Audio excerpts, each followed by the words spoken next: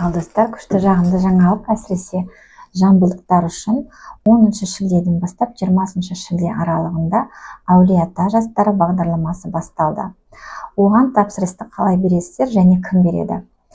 Ең бірінші дұрыстап тыңдап алыңыздар. Тапсырысты e-жамбыл.kz атты сайтында беруге болады. Ал қатысатындар 35 жасқа дейін жұмыс істейтін жастар, оның ішінде атап айтқанда денсаулық саласы, мәдениет саласы, спорт саласы, білім саласы, журналистика саласы және дін саласы бойынша жұмыс істейтін қызметкерлер қатыса алады. Енді алатын қарыздың сомасына келетін болсақ, 15 миллионға дейін алуға болады. Банктың пайызы 5%-ді құрайды, және де осы бағдарлама бойынша алғашқы жарна 5% күшті емес пе достар? Алғашқы нарықтан, екінші нарықтан үйді алуыңызға болады өткен жағдайда. Және ипотека мерзімі 19 жылға дейін алуыңызға болады. Сондықтан қалып қоймаңыздар, тез арада тапсырыс беруге үлгеріңіздер.